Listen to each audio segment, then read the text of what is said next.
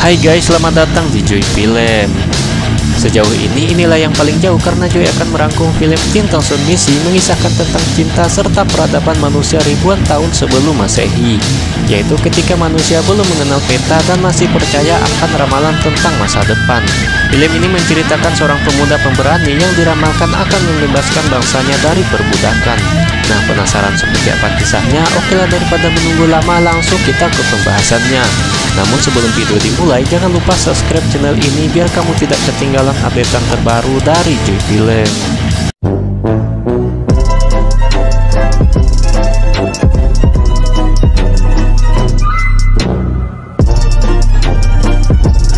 Berlatar di masa prasejarah, yaitu zaman ketika manusia masih hidup normal, belum ada populasi tulang lunak seperti saat ini. Kisah dimulai dengan memperlihatkan kehidupan suku nomaden atau suku berpindah tempat tinggal yang menggantungkan hidupnya dari berburu gajah purba atau mereka sebut manak untuk kebutuhan sehari-hari di lembah Yagal. Mari perkenalkan ibu tetua yang bisa berkomunikasi dengan dewa, kita sebut saja Suhu. Termasuk si pembawa alur cerita film ini yang merupakan sahabat dari ayah tokoh utama pada film ini nanti. Ini dia orangnya, kita panggil saja Tuo, yang ketika si Tuo dan kawan-kawannya sedang melakukan ritual doa bersama, mereka didatangkan kawannya anak gadis bermata biru yang merupakan satu-satunya orang yang selamat dari pembantaian suku lain.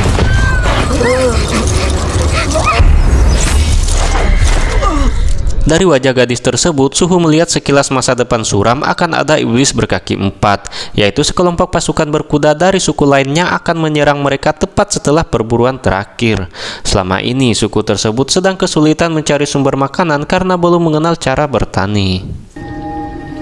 That night, spoke, but she knew that the child. Seketika itu pun suasana menjadi senyap, namun Suhu meminta mereka agar tetap tenang karena di saat bersamaan akan ada seorang pahlawan yang akan menyelamatkan mereka, dan pahlawan tersebutlah yang akan menikahi gadis ini nantinya.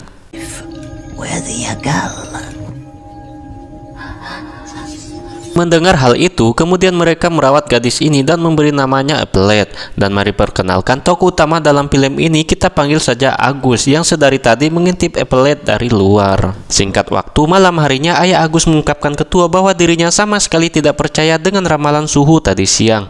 Dan dari sini kita melihat bahwa ayah Agus ini merupakan kepala suku tersebut, karena tombak putih yang dipegangnya itu sebagai tanda bahwa ayah Agus ini merupakan satu-satunya orang yang memiliki keahlian dalam berburu. Malam itu juga, ayah Agus berpesan ke Tuo supaya menjaga Agus seperti anaknya sendiri, lalu menitipkan tombaknya ke Tuo sebab dirinya akan pergi mencari tempat baru untuk berburu sekaligus tempat baru untuk sukunya, dan berpesan ke Tuo agar merahasiakan alasan dia pergi. Singkat waktu, esok harinya Agus mendatangi temannya yang sedang berlatih menombak. Di sana ada temannya Karen yang sangat mahir menombak. Tetapi ketika si Agus memuji kehebatannya, si Agus malah diejek sebagai anak orang pengecut oleh si Karen, dan disitulah mereka berkelahi. Namun beruntungnya Tuo datang tepat waktu saat itu juga. Lalu setelah itu Agus yang kesal pun lalu dia pergi menyendiri, kemudian Evelet datang menemaninya. Dan disinilah Agus menanyakan apa yang terjadi pada suku Evelet dulu sehingga dirinya sendiri yang masih selamat. Lalu Evelet pun menjelaskan bahwa tempat tinggal mereka dulu habis dibantai oleh iblis berkaki empat. Agus yang mendengar ceritanya merasa kasihan, dia berjanji akan selalu ada untuknya, sehingga dari sinilah awal mula tumbuh asmara di antara mereka berdua. That's one. That light is like you in my heart. It will never go away. Bertahun-tahun lamanya perburuan terakhir pun sudah waktunya tiba. Lalu diadakanlah sembara oleh Tuo sesuai keputusan yang diramalkan Suhu untuk menentukan calon pemimpin di suku ini. Dan para penombak hebat ini akan bersiap-siap dipandu oleh Tuo. Di sana diantaranya ada Karen yang terobsesi ingin mendapatkan tombak putih. Sedangkan si Agus tak rela jika sembara ini dimenangkan orang lain, apalagi jika Evelet sampai menikah dengan Karen. Dan karena keputusan ini sudah mutlak, Evelet khawatir apabila si Karen lah yang memenangkan sembara ini. Dan malam harinya dia berencana mengajak Agus kabur bersama dari tempat itu. Tetapi Agus menolaknya karena si Agus tidak mau dicap sebagai pengecut oleh teman-temannya sama seperti ayahnya dulu. Lalu setelah itu siang harinya para gerombolan manak itu mulai berdatangan seperti ramalan si Suhu tentang perburuan terakhir. Dan di sini mereka hanya ingin menangkap satu ekor manak saja mengingat populasinya yang semakin sedikit. Oleh karena itu mereka hanya memilih yang paling besar untuk dijerat. Dan ketika giliran si Karen ingin menombaknya, gak taunya malah meleset, tidak seperti yang dibayangkan kehebatannya dalam menombak. Sehingga pesan yang bisa kita ambil dari sini adalah teori tidak sama dengan praktik di lapangan, guys. Dan karena tak ingin hewan buruannya lepas begitu saja, para pemburu tersebut berusaha meraih jaring untuk menghentikan si Manak. Akan tetapi tindakan mereka itu justru malah membahayakan mereka, sehingga Tuok yang menyadarinya lalu menyuruh mereka semua untuk melepaskannya saja. Namun sialnya di sana malah si Agus sendiri yang tersangkut lengannya. Namun beruntungnya jaring tersebut masih bisa lepas karena nyangkut di batu. Dan setelah lepas dari jaring, Manak tersebut kemudian balik marah dan akan menyerang si Agus. Si Agus yang dalam kondisi terdesak pun berusaha menyelamatkan diri menggunakan peralatan seadanya. Namun sayang beribu sayang, tombaknya malah tidak mempan sehingga Manak yang semakin marah pun terus mengejarnya.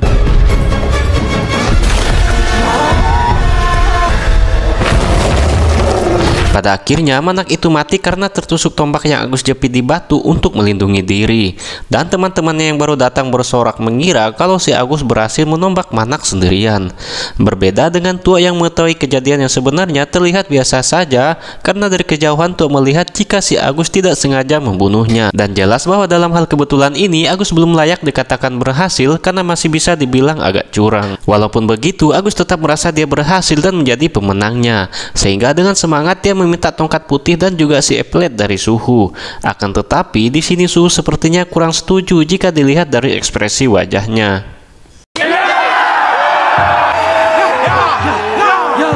That day on, delay was no longer the Malam harinya ketika yang lainnya sedang merayakan pesta keberhasilannya, Agus melihat Tuok tidak mau ikut bersama mereka. Sehingga Agus yang merasa dirinya tidak jujur pun pada akhirnya mau mengakui kecurangannya di depan Tuok. I did not hunt as one. The fathers of the Yagal played with us today. It is not the way of the Yagal to claim. Esok paginya ketika semuanya sedang tidur, saat itu juga datang gerombolan pasukan berkuda dari peradaban yang lebih maju, yaitu iblis berkaki 4 yang sempat diramalkan Suhu sebelumnya. Tujuannya tersebut tak lain akan menculik sekaligus menjarah barang-barang milik orang di sana. Dan mari kita perkenalkan om-om yang berwajah jenong ini. Kita panggil saja Gatot alias gagah dan berotot. Dan salah satunya lagi si bapak botak ini kita panggil saja Gani alias gagah dan pemberani. Mereka berdua ini merupakan panglima besar yang diutus untuk mencari wilayah jajahan baru. Agus yang tak bisa berbuat apa-apa pun hanya bisa melihat dari kejauhan. Dan setelah kejadian ini, Agus berencana menyelamatkan teman-temannya yang sudah diculik oleh dua om-om tadi dan Tuok yang akan mendampinginya. Sementara itu Karen yang dari awalnya takut pun diajak harus ikut juga, kecuali Baku karena masih belum cukup umur. The wise spirit of the Yagal knew they would never be hunters again. Selama di perjalanan, Baku diam-diam menguntit mereka nggak peduli sama larangan si Suhu sebelumnya.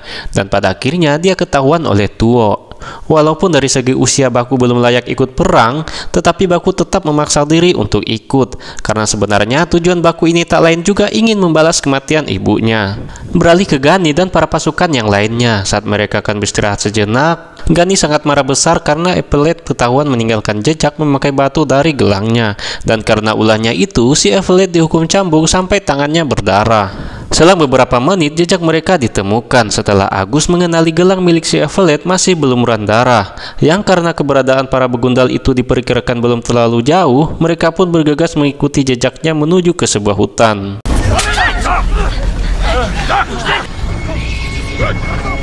Dan ya, tak lama akhirnya mereka menemukan keberadaan om-om itu dan pasukan yang lainnya sedang beristirahat. Namun pada momen ini mereka tetap waspada karena hutan yang terlihat senyap dan menenangkan ini belum tentu di dalamnya baik-baik saja.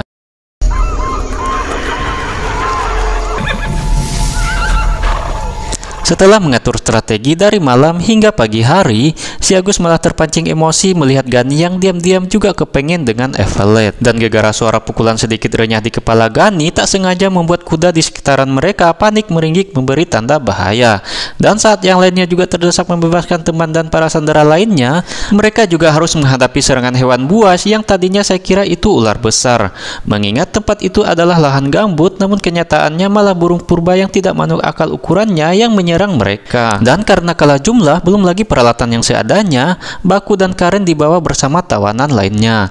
Sementara itu, Tuo terluka parah dan kini hanya mereka berdua saja. Dan meskipun tengah putus asa, Agus tetap melanjutkan perjalanannya sambil membawa Tuo menggunakan tandu buatannya dan berusaha mencari cara supaya bisa bertahan hidup dalam perjalanannya itu. Dia pun berburu di malam hari dengan harapan hewan buruannya itu tidak bisa melihatnya di malam hari, namun justru sebaliknya. Dan karena tidak mau targetnya lepas begitu saja, Agus berusaha mengejar hewan-hewan buruannya itu sampai membuatnya tak sengaja terperosok ke dalam sebuah perangkap.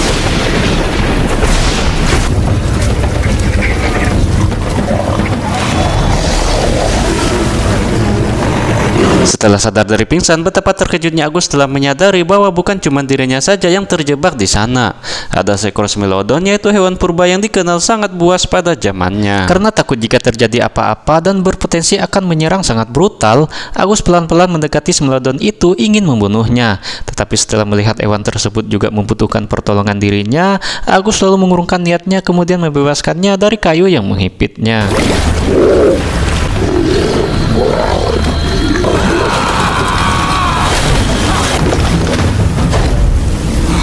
Setelah bebas, Smilodon itu mendekati Agus seperti ingin mengenalinya, akan tetapi yang dirasa Agus saat ini hanya bisa pasrah jika dirinya akan dimangsa.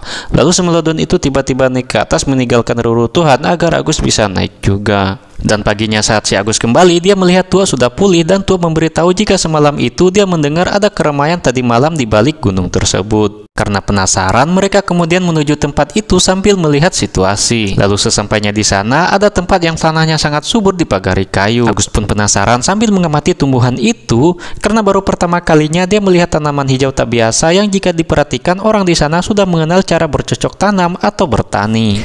Di sekitaran tempat itu juga terdapat banyak reruntuhan seperti bekas perang tadi malam, dan karena tidak tahan menahan lapar, mereka langsung melahap makanan yang ada di sekitar tempat itu tanpa berpikir jika itu adalah jebakan. Lalu tiba-tiba suku asing tersebut datang mengira kalau kedatangan Tuo dan Agus ini adalah penyusup. Lalu ketika itu juga Smilodon yang dia tolong sebelumnya datang menghampiri mereka di sana. Awalnya Agus yang dikira akan dimangsa, tapi justru dilindunginya dari suku asing tersebut. Lalu setelah itu hewan purba itu kemudian pergi setelah memastikan keadaan baik-baik saja, dan ketua suku yang merasa ada sesuatu yang menarik dari maksud kedatangan Agus bersama Tuo lalu memperkenalkan diri jika mereka ini adalah suku Naku. Mereka kemudian dijamu dengan makanan dari hasil bertani. Lalu Tuo melihat orang di sekitaran memandang aneh perilaku mereka berdua. Karena supaya lebih jelas, Tuo menceritakan asal mereka berdua. Namun ternyata kepala suku itu sudah mengetahui siapa mereka yang sebenarnya. Dan merasa ada yang aneh, Agus pun bertanya dalam hatinya, "Lah kok iso kalian bisa ngomong pakai bahasa suku Yagal? Padahal kan kita baru kenal." Kemudian kepala suku itu akhirnya menceritakan yang sebenarnya, kalau sebelumnya mereka punya teman seseorang bijaksana dari balik pegunungan sedang mencari tempat baru untuk sukunya. Lalu setelah itu mengajarkan mereka berbahasa suku Yagal. Kepala suku itu lalu mengajak mereka ke sebuah goa, kemudian menunjukkan lukisan bergambarkan sebuah peristiwa dan mengatakan jika beliau dulunya diculik oleh roh jahat untuk dibawa ke gunung para dewa, dan sampai akhirnya terkuaklah jika selama ini beliau juga korban dari iblis berkaki 4. Mereka juga percaya jika Agus nantinya akan memimpin perang membebaskan bangsanya dari iblis berkaki 4, karena kedatangannya itu juga diramalkan sebelumnya oleh mereka, yaitu apabila ada seseorang yang bisa berbicara dengan macan bergigi tombak, maka ialah yang pantas memimpin mereka. I can free the people. Singkat waktu setelah menyiapkan semua peralatan perang, Agus bersama pasukan suku Naku sudah siap melakukan perjalanan menuju Gunung Para Dewa. Mereka juga membentuk aliansi dengan suku lainnya yang dimana suku-suku tersebut juga ingin balas dendam atas kematian keluarganya. Tell him we'll walk with us.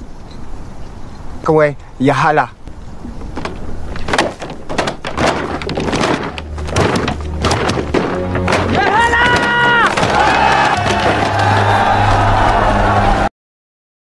Setelah melewati perjalanan ekstrim berhari-hari, mereka lalu bertemu lagi dengan suku yang tinggal di sekitaran sungai. Salah satu dari suku lain itu bilang jika perjalanan mereka sedikit terlambat karena orang-orang dikejar tersebut sudah pergi menggunakan jalur air. Mendengar hal itu, Agus segera menuju sungai menyaksikan, dan benar saja si Epelet bersama tahanan lainnya telah dibawa menggunakan perahu besar yang mereka sebut burung besar. Kepala suku itu menjelaskan lagi jika pelayaran para begundal tersebut akan mengikuti arus sungai yang sangat panjang sampai ke suatu tempat yang disebut Kepala kepala ular yang letak lokasinya tepat di bawah bulan tidak bergerak, dan apabila rombongan Agus memutuskan untuk pergi ke sana, kemungkinan besar mereka akan tersesat karena tak ada jalan lain selain melewati padang gurun yang bahkan semuanya terlihat sama, sehingga peluang untuk berhasil ke sana pun sangat tidak mungkin. Meskipun rintangannya berat, si Agus tetap memutuskan untuk pergi ke sana karena ini semua demi kepentingan bersama, bahkan demi keselamatan keluarga masing-masing. Sehingga apapun resikonya, mereka tetap harus melewati padang gurun itu. Dan dari sini kita melihat bahwa betapa ekstrimnya suhu di sana, sehingga beberapa di antara mereka ada yang mengalami dehidrasi tinggi, bahkan mengalami heat stroke. Belum lagi dari tadi mereka hanya berputar-putar di situ saja, tidak ada tanda-tanda jika mereka sudah dekat dengan tempat yang dimaksud. Sehingga Agus pun memutuskan untuk beristirahat malam harinya. Agus kemudian termenung lalu mengingat kembali perkataan kepala suku sebelumnya, yaitu letak lokasi para begundal itu berada di bawah bulan tidak bergerak. Sehingga setelah memahami arti dari kata-kata itu, Agus lalu segera memerintahkan Tua dan lainnya malam itu juga mengikuti arah bintang paling bersinar, karena di sanalah lokasi kepala ular dan gunung para dewa itu berada. Di perjalanan mereka menemukan sisa kehidupan dan entah apa yang sudah terjadi di sana sebelumnya. Setelah itu mereka akhirnya menemukan lokasi kepala ular berada dan gunung para dewa. Mereka dibuat kagum dengan kemegahan bangunan kuno menyerupai piramida Mesir, sehingga terlihat jelas tujuan mereka menculik orang-orang dari berbagai suku sebelumnya adalah untuk menjadikannya budak, dan bahkan Manak sekalipun mereka taklukkan untuk mempercepat proses pembuatan piramida. Peradaban tersebut dipimpin oleh seseorang misterius yang mereka sebut sebagai dewa atau yang maha kuasa. Dan ketika orang tersebut datang mengamati perkembangan proyeknya, semua orang diperintahkan untuk menghormati beliau. Namun di sini beliau tampak kesal karena pembangunannya dirasa sangat terlambat, sehingga satu-satunya cara agar para pekerja itu lebih giat lagi adalah menaklukkan mental mereka. Dewa tersebut meminta agar salah satu dari pekerja dijadikan tumbal proyek supaya para budak mengerti maksud dari diperlakukannya mereka seperti itu. Dan kebetulan ada salah satu dari mereka dijadikan tumbal karena tidak mau menghormati dewa. Kembali ke Agus setelah mengamati situasi, kini dia mulai mengatur strategi dengan para teman relasinya. Namun dia sedikit gumam karena jika dibandingkan jumlah mereka tidak ada apa-apanya dibandingkan dengan orang di sana.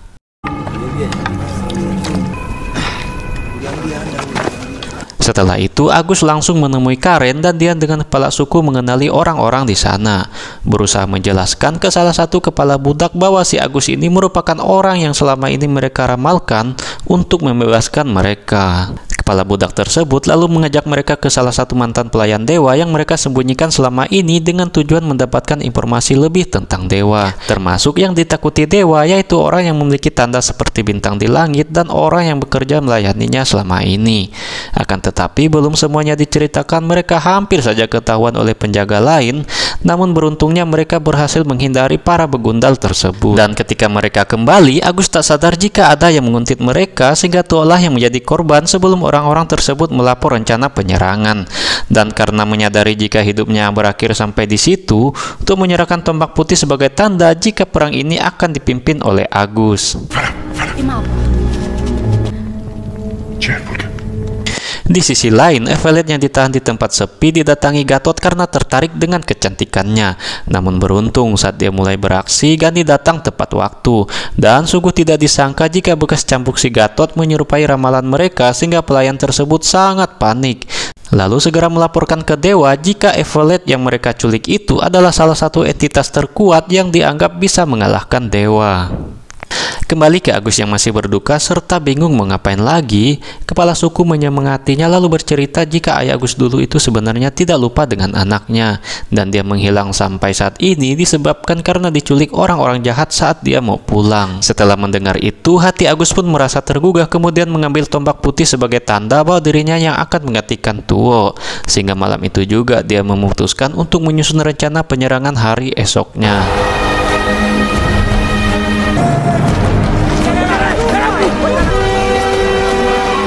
Singkat waktu, mereka berpura-pura menjadi para pekerja, lalu menyembunyikan senjata. Sementara itu, Agus berusaha menyamar untuk membujuk Manak marah, berniat agar Manak itu ngamuk menghancurkan tempat tersebut. Namun sedikit ada kendala, sehingga aksinya tersebut diketahui para penjaga.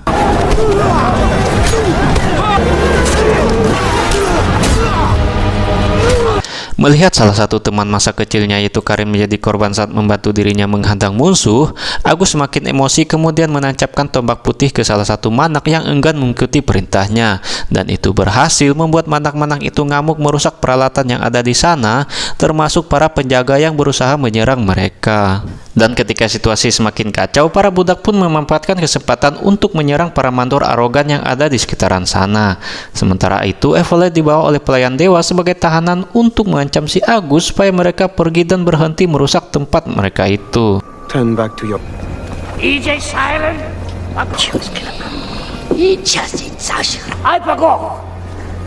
Dari penampilannya, kita melihat dewa maupun orang-orang di sana terlihat sebagai orang yang bijaksana. Namun justru mereka tidak mengenal belas kasihan, bahkan cenderung sekuisme.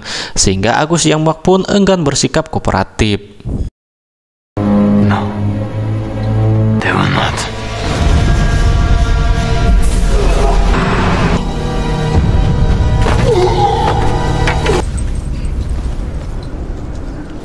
He is not a god!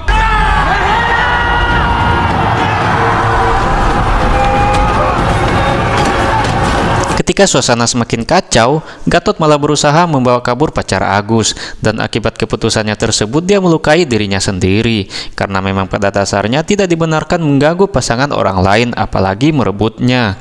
Oleh karena itu, jangan cari penyakit sendiri ya guys. Pada momen ini, Agus terlihat sawan sebab satu-satunya orang yang dia sangat cintai mengembuskan napas terakhir di pelukannya. Dan sia-sialah perjuangan dia selama ini. Namun tanpa disadari jika selama ini Suhu memantau perjalanan mereka. Dan betapa baiknya si Suhu telah mengorbankan dirinya demi menghidupi Evelyn kembali, sekaligus sebagai tanda tugas terakhirnya.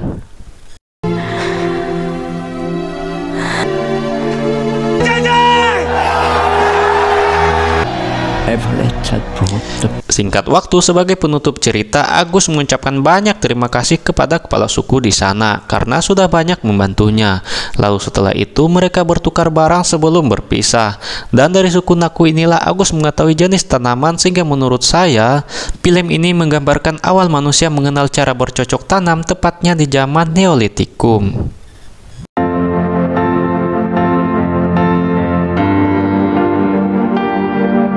Salah satu hal menarik dari film ini memperlihatkan kita bahwa kekuatan cinta dapat merubah segalanya, dan perjuangan yang dilakukan oleh si Agus demi mendapatkan cintanya Evelyn lebih dari sekedar kata-kata gombal, "Aku tidak bisa hidup tanpa kamu." Meskipun alur ceritanya agak sedikit memaksa, terutama pada tema dan latar yang dipakai, tetapi film ini cukup menarik bagi saya karena menggambarkan bagaimana sebuah persatuan dan kerjasama yang baik dapat menciptakan kekuatan yang besar untuk menghadapi suatu masalah. Sehingga pesan yang bisa kita ambil dari film ini adalah jangan dulu menyerah sebelum semuanya berakhir. Selalu konsisten pada tujuan dan bangun relasi dengan orang lain jika dirasa masih ada kelemahan sebagai fondasi. Karena sejatinya kita tidak bisa membangun sesuatu tanpa adanya bantuan dari orang lain juga. Saya Joy mengucapkan banyak terima kasih telah menonton sampai akhir. Sampai jumpa di video selanjutnya.